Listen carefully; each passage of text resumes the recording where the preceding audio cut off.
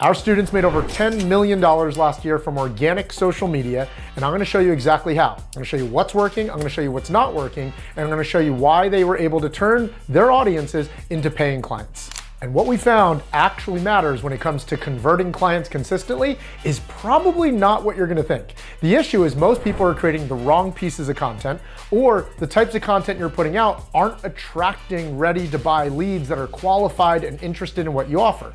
And so, if in this video you want me to teach you some secret formula to go viral, not the video for you. If you want me to teach you to use good hooks and capture their attention in the first 3 seconds and optimize for saves and shares, also not the video for you. And if you want me to teach you the newest Instagram update, like use trial reels to get gazillions of new followers, also not the video for you. Because what we found actually matters to attract your audience to become qualified leads that want to buy from you in a crowded marketplace and allow your content to help you stand out and attract qualified leads. I'm gonna walk you through my 4-part process that has helped our students generate over $10 million last year. So the 4-part process spells ACME.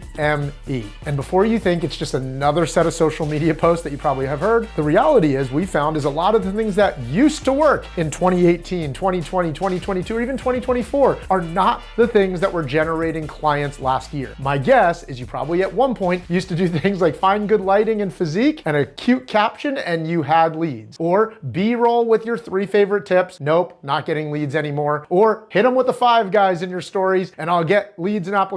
My guess is that's been crickets for you lately. Maybe a solid CTA written with a really good carousel.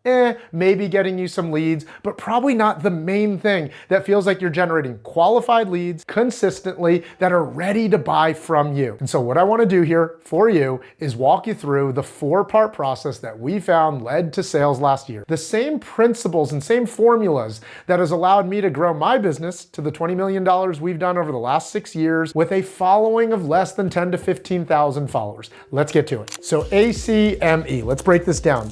A stands for, and this might not surprise you, but it stands for authority.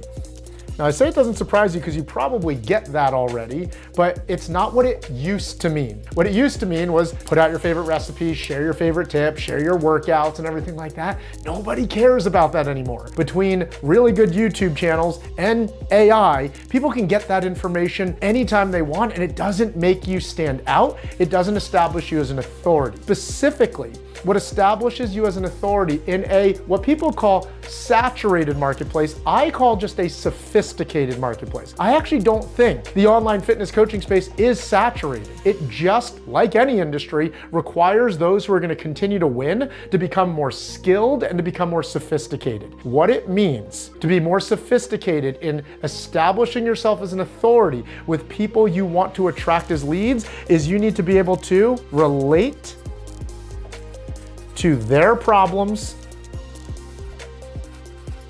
so specifically that you describe it to them better than they can explain it themselves, in a way that they automatically start to give you trust and permission to solve that problem for them because they go, holy shit, this guy gets me. Like he really understands where I'm at right now. And so that's the first key to establishing authority is relating to their specific problems, not giving information. The next key to standing out as an authority is being really clear on what you stand for and what you stand against. Where you get run over and lost in the mix of a saturated marketplace is playing it safe, playing it vanilla, and being too general. You get run over, not on the sides of the roads, but in the middle of the road. And so there does come a point where you do have to pick a side. Now, as a people pleaser, a recovering people pleaser myself, I used to think that meant you had to be like super polarizing, which I don't see it quite as being polarizing as much as I see it as being clear about what you believe and what you actually stand for, how you got the results that you want. If you were allowed to communicate your story with a truth serum and not feel performative in your social media, what would you say to a friend? If you were talking to just a client like, bro, you do not need to waste your time with A, B, C, and D. The only things that matter if you actually want to get shredded, fit, lose weight, is you have to do blank. All that other crap is not worth your time. That's more what I mean by be clear on what you stand for or stand against. Just trying to be polarizing can feel very inauthentic or performative if it's not authentic, it's not aligned, and it's not embodied to what you actually believe. So when I say stand for and stand against, I very much mean what you stand for and believe. Let me give you some real examples of that so you understand more specifically what I'm referring to. Some examples of online fitness coaches last year that made 50K to 150K a month because they are clear on what they stand for or stand against, and none of them are really like polarizing. Let me read some of them to you. One student, they stand by the fact that you can eat ice cream every day and still have a six-pack. I have another student who stands by the fact that if you want an impressive muscular physique, that's gonna take long time horizons for success. They are not afraid to tell their audience that they believe that this is not gonna be a 12-week, 16-week overnight thing. And they're so clear that that's what they believe in, they attract the right types of clients that commit to the process. I have another student that stands for the fact that petite women can eat more food and still lose weight, and that they shouldn't be, this is kind of what you stand against, they shouldn't be following 1,200 calorie diet plans. Some examples of standing against. I have one student who stands against having a six-pack year-round. He actually believes, as a dad who prioritizes fun and enjoyment and experiences, he's not trying to be at 8% body fat year-round. So he actually stands against the whole fitness industry, making you believe you want to be shredded with a six-pack. He actually stands for the fact that most people don't actually want that. They want to feel healthier, more energized, more confident, and still enjoy how they get there. And so hopefully that gives you some examples of what I mean by stand for and stand against, and they don't really sound polarizing if you believe in them. Because great copy should attract the right people just as much as it should repel the wrong people. And it's really hard to do that when you're playing it vanilla, playing it safe, or being too much of a generalist and being a little afraid to communicate what you actually believe and what you stand for. I think of a student who I was just working with, and in January, she had a really good sales month. In February, it dipped significantly. When we went and looked at her content, she had 9 pieces of content in January that were what I would consider authority pieces of content. What she stands for, what she stands against. In February, she's only had 1 of those types of authority pieces of content, and funny enough, that 1 piece of content is what's generated 99% of her leads this entire month so far. And so right there, you can see a demonstration of this type of content is what's needed today, not to get more views and not get more engagement, but to attract the right types of clients. Second part of the ACME process is C, and it stands for connection. Now, why is connection so important if you want leads comfortable enough to reach out to you? I grew up in a pretty militant Asian culture background. I grew up doing karate as early as when I was 3. And so I share this because I had a skewed relationship with authority. I was afraid to speak up. I still kind of get nervous around authority. And I think this story helps you understand why this piece of the process is so important. This past summer, I got pulled over 4 different times all in one summer, driving from Houston to Austin, Texas, same little town, same exact place, for not putting on a front license plate yet. But the reason I share this is there's one police officer that I still remember that experience of being pulled over. So police officers walking up to my car. Again, I have a little bit of a nervous system reaction to authority. I'm feeling nervous. I gotta be a good boy. I gotta get my license, etc. But of the 4 times I was pulled over, this one officer starts to chat me up, start to actually build rapport. He's like, hey, where are you coming from? And why were you in Houston? I shared with him that me and a partner own a franchise lash studio out there. And he kind of jokingly laughed, you don't seem like the type of guy that owns a lash studio.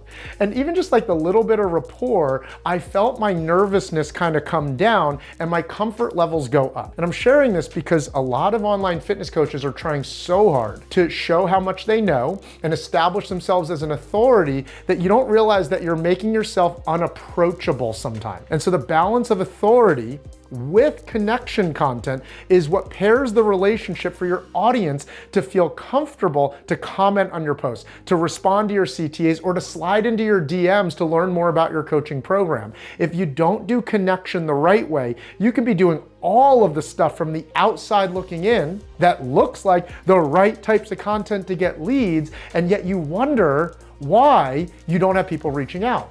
Pair that with the fact that some would say that in the online space, we are in a trust recession, meaning the comfort level to reach out is lower than ever because we're not quite sure if we believe in what this person is saying or what they offer. And so when you think about those two together, if you're putting out all the types of content that looks like the right content, authority content, but you're not properly creating connection through your content, you might be wondering why you're not getting enough leads or consistent leads, even though you're posting enough. Let me break down for you exactly what you should be doing instead for connection content. 3 specific things that you should be doing with connection content is, number 1 is showing your befores just as much as your afters. And I'm not saying it always has to be side by side before and afters. In fact, some would argue that that's not performing as well on social media as it used to. So I think what a lot of fitness coaches stopped doing was sharing their befores because the side-by-side strategy stopped performing as well. You still need to find ways to integrate in where you started in your journey,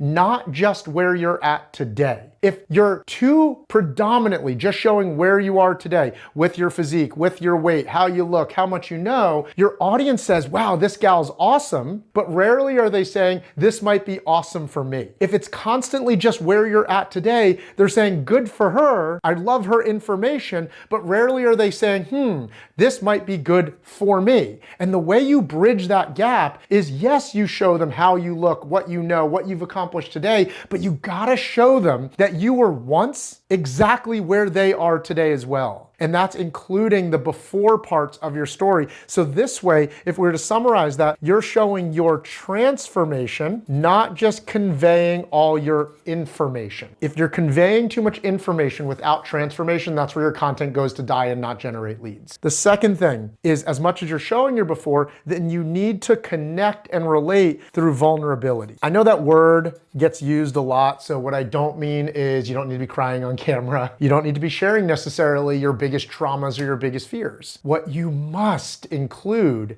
is showing that you once weren't perfect. You once weren't this authority with the perfect aesthetic Instagram. You need to show that you relate to the pains and the problems that they have today. You fell into the trap of fad diet. You over-restricted. You finally lost 20 pounds and then put it all back on. You binged as well. You struggled on the weekends. Whatever it is your ideal client feels like they struggle with personally, you need to show them that what they think is most personal is actually most universal. And even an expert like you once experienced what they're experiencing right now. And that causes your audience to go, what one of my 7-figure coaches says, it causes them to experience the OMG, she's just like me reaction. And when you get that OMG, she's actually just like me reaction, you now have the authority with the connection and they start to trust you, they start to believe in you. Tony Robbins teaches this principle that when you're building an audience and you're engaging a room, your message, your communication should actually accomplish 3 things all at the same time in different ways. Oh my gosh, this guy is so much better than me, right? If you've ever heard Tony talk before, it's like how much he knows or how many books he reads or who his circle of influence is. But just as much as you're like, wow, this guy's so much better than me, your message should also communicate, oh my gosh, I think I'm actually better than this guy. Because then Tony will then bring it right back to, I grew up around abuse. I was a janitor at one point. And you hear that and you might go, I was never a janitor, right? Or something like that. Like he uses those stories to go, I'm better than you, authority. You're actually better than me. Oh, you can do this too. And then your content should communicate the, I can make the same choices just like this person. He's better than me. He has what I want. Oh my gosh, I think I might be better than him. I'm actually very much just like this person and I can make the same choices they are. And that's what connection content is designed to create. And so the last piece you want to make sure you include is, and I think a lot of people were leaving this out in their content through 2020 to 2024 because you didn't really need it anymore, but it's coming back and is needed more than ever. And that is including parts of what makes you you. Because How do you stand out in a saturated marketplace where all the fitness coaches, nutrition coaches, etc., are saying a lot of the same thing? Is you be you. The 2 to 3, the 3 to 5 things that make you you, whether it's your kids and family, whether it's your love for Jesus and church, whether it's the activities you love to do, whether you're a foodie, whether you love personal finance, whether you love cold winter sports, like whatever it is that makes you you, make sure you include that in parts of your content. And when you do that, you show that you were once where they are. You relate to the emotions of what they're experiencing, and you show parts of who you are. You now have authority and connection. The third part of this 4-part process is the letter M, A-C-M, and M stands for more or middle of funnel. Most of you have heard of MOFU before, right, or something like that, but let me explain what I mean here, because if you get this part wrong, because you think you understand MOFU, you might be the person going, oh, I'm trying all those things and I'm still not getting leads. I made a PDF and nobody's opting in for it. Or I used to do challenges, but it's no longer leading to clients. And that's because middle of funnel has sophisticated a bit if you don't understand these changes. And let's be crystal clear what middle of funnel doesn't have to mean. It does not mean launch a YouTube channel. It doesn't have to mean start a podcast. That's one of the first things that a lot of my students think I'm gonna try and get them to do when I say focus on middle of funnel. And then when I walk them through what I'm showing you here, they see a whole pathway to connect with clients more. That's why I say the M stands with more deeply, without having to create a podcast or a YouTube channel. And my guess is you've already heard before this whole concept of 7-11-4. Supposedly Google released all this data as part of a study a couple years ago about what a lead needs to go through before they buy from somebody online. And this wasn't just coaching data. This was like internet sales data. And what they found is that people need to consume 7 hours of content over 11 different like styles of content, short form, long form, etc., over 4 different platforms. They're in the DMs with you, they're on your Instagram, they're on your Facebook, and then they jump on a Zoom live with you during a challenge. 4 different platforms, because it allows them to get to know all the different voices and parts of your personality in a way that allows them to actually trust you. But here's the problem with 7-11-4 is what's needed, and then the way the social media game works today. Would you say that the way content has gone over the last couple years, that it is optimizing and indexing towards longer content on Instagram, Facebook, TikTok, or shorter content? I think most of us would agree what we used to do 5 years ago, where you could be on a long caption. I think most of us would agree what you could do years ago with long captions or longer videos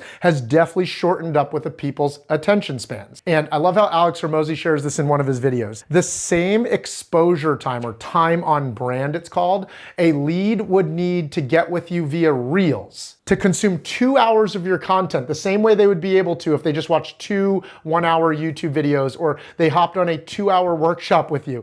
It would take 480 short form Reels to get the same time on brand with you as just 2 longer form pieces of content. Now, if you do the math on 480 Reels, assuming a lead of yours sees, let's say, 3 of your Reels per week. You might be posting more than that, but let's be honest, with the way the algorithm is, maybe they're only seeing 2, 3, or 4 of your pieces of content per week. So assuming one of your leads sees 3 of your pieces of content per week, and they need to get through 480 of them before they've consumed enough content to even have enough time on brand with you, that's going to take 160 weeks. That's 3 years before a lead has established enough trust to want to buy from you. And so I share this because a lot of people are saying it's harder than ever to get leads interested in wanting to buy from me, and that's not necessarily true. You're just approaching content and the game the wrong way or outdated. The purpose of short form content in 2026 is not necessarily to generate leads. The purpose today of short form content is to move them to something middle of funnel where they get more time on brand with you. Does that make sense? If so, I want to walk you through a handful of different ways you can get people middle of funnel without a podcast or a YouTube channel. 8 proven ways you can bring a lead to get get more connection with you or go middle of funnel that are effectively working with our students right now. They can watch you on an Instagram live with a student, or you're doing a live Q&A. And now they're just with you for 20 minutes, 40 minutes, 60 minutes. And you might only have 4 people hop into your Instagram live. But those 4 people are going from top of funnel to middle of funnel to bottom of funnel, ready to buy. Once again, it's not getting you shares, it's not getting you engagement, it's not getting you all the views, but you're accomplishing what content is meant to do if you want to create buyers, not just get viewers. So lives with you. Challenges still work when done the right way. Maybe 5-day challenges instead of 21-day challenges. Maybe when done twice a year, not every single month. We have students crushing that right now. Live workshops, right? Not a perfectly curated masterclass or a webinar, but just like a 90-minute workshop where you break down exactly what they need to get the results that they want. Then yes, we still have students very effectively doing master classes and webinars. And now people, and you might only have 18 people, 35 people, maybe even only 5 people register and show up live. But guess what those 5 people are going to do as they consume your content more? They're gonna move closer to being a buyer. We have people doing behind the scenes videos, looms, live cameras right now that never wanted to start a YouTube, but they're just taking their phone out while actually meal prepping. I have one student that just opens his fridge and say, here's exactly what I have in my fridge and how I hit my protein number on a weekly basis. It's raw, it's vulnerable, it's authentic, it's not curated tips or information. It's let me show you exactly how I do it. It establishes trust. I think of one student who has a really good PDF or ebook. You could create guides, ebooks, PDFs, or resources. You can create custom GPTs. Or I even have a student that's just offering to get on live macro consult calls, not a code word for triage call or disco call, just genuinely connecting with leads to give them feedback on their current nutrition. They get to establish trust, you establish goodwill, and then those people are asking and opting into wanting to fill out an application and book a further call. So there's many other ways you can do this. You could write a book, you could do a newsletter, and all these things, but those are 8 of the most popular ways people are moving people to middle of funnel right now. And the 4th and final piece of the ACME process is E, which stands for enrollment content. I think a lot of coaches just assume that's not working anymore, or they're afraid to be too salesy. Your audience knows, they're not dumb. They know that you're trying to sell something. The problem is you're either not doing it enough or you're doing it the wrong way in 2026. I think of a student right now who said they had the least amount of CTAs and opt-ins from their content over a 3-month window. Then they got on a call with one of our branding mastery coaches, made one small tweak, and said, I've gotten more CTAs to fill out an application to my program in the last 7 days than I had in 3 months combined. And what was one of the things that changed? CTAs still work in 2026.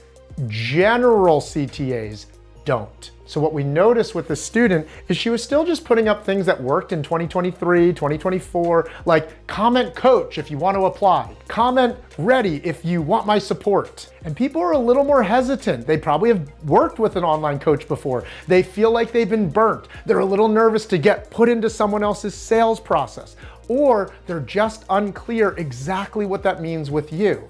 So what changed? She didn't stop CTAing. Instead of just comment coach for more, she said, comment coach if you want me to design you a personalized 16-week fitness and nutrition plan to help you stand out and get noticed by your coaches, lose 10 to 15 pounds, and improve your performance on the track. Which one's gonna inspire action, right? So the first key to effective enrollment content today is clarity and specificity. If you've taken any copywriting courses before, one of the first lessons taught in copywriting is called the law of specifics. And that is, are you being specific about what problem you solve? Are you being specific about the promise? And are you being specific about the process on how to take action? And the student I just shared with you is a perfect case study of not applying the law of specifics and then applying it and getting more responses to apply for her program. So enrollment content still works. You just have to be specific with the 3 Ps, right? And that's the problem, the promise,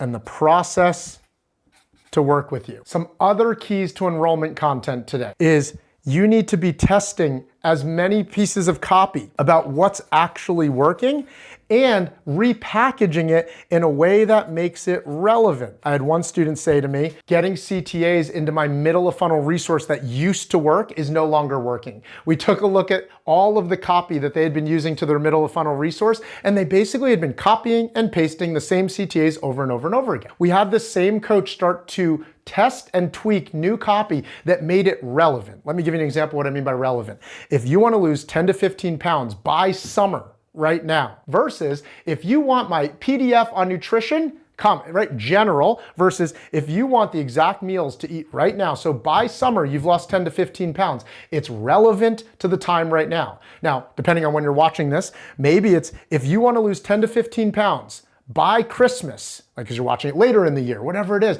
like the specificity and the relevancy.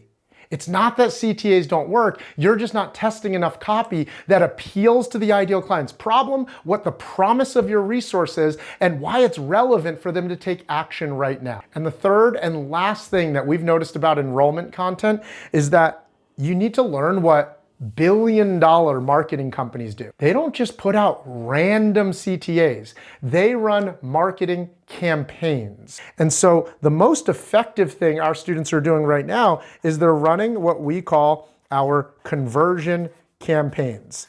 And we give them once per month a done-for-you set of content that spans over 3 to 14 days that if they just post it in that order, they will attract more ready-to-buy leads. I think of one student, he serves pilots. And before he was doing this effectively, he would maybe average 3 new sales a month, maybe 5 new sales a month. He ran a conversion campaign last month and he attracted 14 buying clients by running conversion campaign. And so hopefully that shows you that it's not that CTAs don't work anymore.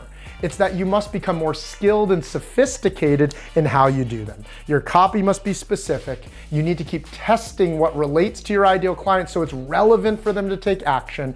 And don't just put up always random CTAs. Make sure it's part of a bigger process like a conversion campaign. You put these together and you'll see how our students generated $10 million just from organic content last year.